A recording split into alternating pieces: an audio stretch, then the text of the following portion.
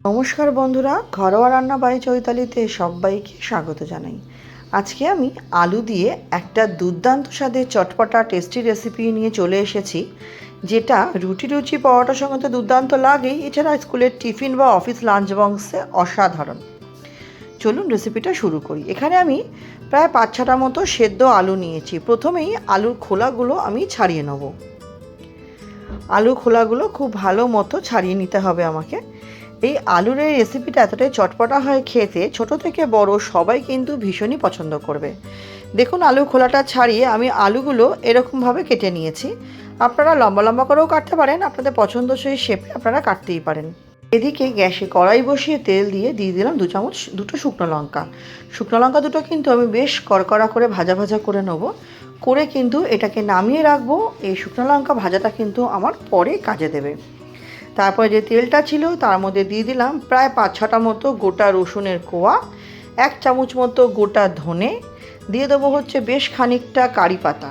এই সময় যদি মনে করেন কাঁচা লঙ্কা গোটা যে থাকবে সেগুলো চিড়ে দিয়ে একসাথে ভেজে নিতে পারেন, কিন্তু আমার কাছে কাঁচা লঙ্কাটা আমি আগেই থেতো করে নিয়েছিলাম হামান দিতে, তাই সেটাই আমি 1 চামচ মতো দিয়ে দিলাম।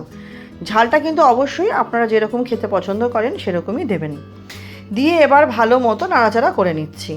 এটা ভালো মতো ভাজা করে নিয়ে যখন দেখবো কাঁচা গন্ধগুলো চলে গেছে, ঠান্ডা করে এটাকেও কিন্তু আমি হামানদিস্তাতে থেতো করে নেবো। আপনারা চাইলে একটু মিক্সিতেও ঘুরিয়ে নিতে পারেন, কিন্তু যেন একটু দরদরা থাকে, একদম যেন মিহি পেস্ট না হয়ে যায়। এটাকে এবার আমি তুলে নিচ্ছি। তুলে নিয়ে ঠান্ডা করতে দেবো, একটা প্লেটের মধ্যে তুলে নিয়েছি আমি। সবটাই তুলে নিচ্ছি।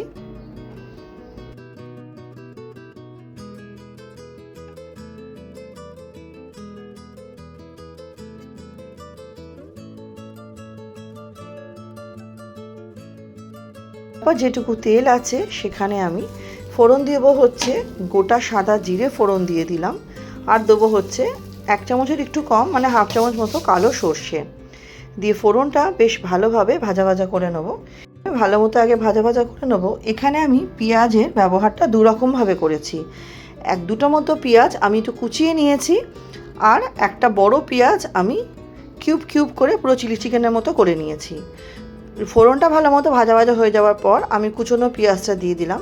আমার পেঁয়াজটা মাঝারি সাইজের ছিল বলে আমি 2টো দিয়েছি, যদি আপনাদের বড় পেঁয়াজ হয় 1টা দিলেও হবে।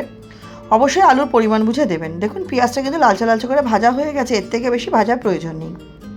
দিয়ে দিলাম আলুটা দিয়েও ভালো মতো পেঁয়াজের সাথে আলুটা কিন্তু আমাকে ভাজা করে নিতে হবে। আর একটু খুন্তি দিয়ে যে আলুগুলো, যেহেতু সেদ্ধ আলু দলা পেকে একটু লেগে থাকে কাটার পরও, তো সেগুলো একটু আমি ছাড়িয়ে নিচ্ছি। দিয়ে ভালো মতো পেঁয়াজের সাথে কিন্তু এটা সময় নিয়ে ভেজে নিতে হবে। আমার রেসিপি আপনারা কে কোথা থেকে দেখছেন অবশ্যই কিন্তু জানাবেন। আপনাদের সুন্দর কমেন্টগুলো পড়তে যেমন ভীষণ ভালো লাগে, আপনাদের কমেন্টে কিন্তু আমি রান্না করার উৎসাহ পাই। দিয়ে দিলাম হচ্ছে স্বাদ অনুযায়ী নুন। আমি ধনে গুঁড়ো ব্যবহার করব, তাই দিয়ে দিলাম 1 চামচ ধনে গুঁড়ো, আর দেবো শাহি গরম মশলার গুঁড়ো হাফ চামচেরও একদম কম।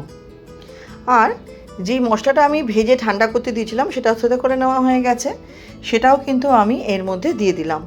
দিয়ে কিন্তু খুব ভালো মতো আমাকে এবার মিশিয়ে নিতে হবে। আমার চ্যানেলে যারা আজকে নতুন ভিডিওটি প্রথম দেখছেন, আমার রেসিপিগুলো যদি আপনাদের সামান্য হলেও ভালো লেগে থাকে, চ্যানেলটি সাবস্ক্রাইব করে পাশে থাকা অনুরোধ রইল।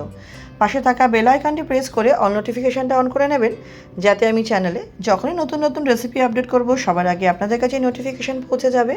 এবং পুরনো বন্ধুদের অনেক ধন্যবাদ পাশে থাকার জন্য। রেসিপিটি ভালো লাগলে অবশ্যই পরিবার বন্ধুবান্ধবের সাথে শেয়ার করবেন। দেখুন খুব ভালো মতো ভাজা করা হয়ে গেছে। এই অবস্থায় আমি খুব সামান্য একটু জল দিলাম, 2-3 চামচ মতো, বেশি জল দেওয়ার প্রয়োজন নেই।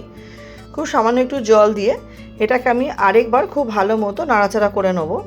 এই পর্যায়ে যে শুকনো লঙ্কাটা আমি রেখেছিলাম সেটা দিয়ে দিলাম, হাতে একটু গুঁড়ো করে নিই সেটা দিয়ে দিলাম।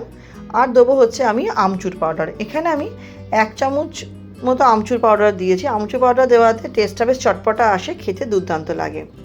দিয়ে খুব ভালো মতো নাড়াচাড়া করে নিলে এটা আমার রেডি হয়ে যাবে। লাস্টে যদি আপনারা চান ধনেপাতা বা কস্তুরি মেথি দিতেই পারেন। আমি লাস্টে একদম অল্প একটু ধনেপাতার ব্যবহার করেছি শুধুমাত্র গার্নিশিংয়ের জন্য। আপনারা চাইলে একটু বেশি করেও ধনেপাতা দিতে পারেন বা কস্তুরি মেথিও দিতে পারেন। রেসিপিটা আমার কমপ্লিট হয়ে গেছে। আমি কিছুক্ষণ টার্নিং টাইমে রেখে ধনেপাতা ছড়িয়ে গার্নিশিং করে গরম পরিবেশন করব। তাহলে বন্ধুরা, এবার তো গরম পরিবেশন করার পালা। আর ভিডিওটাও আজকের মতো এখানেই শেষ করছি।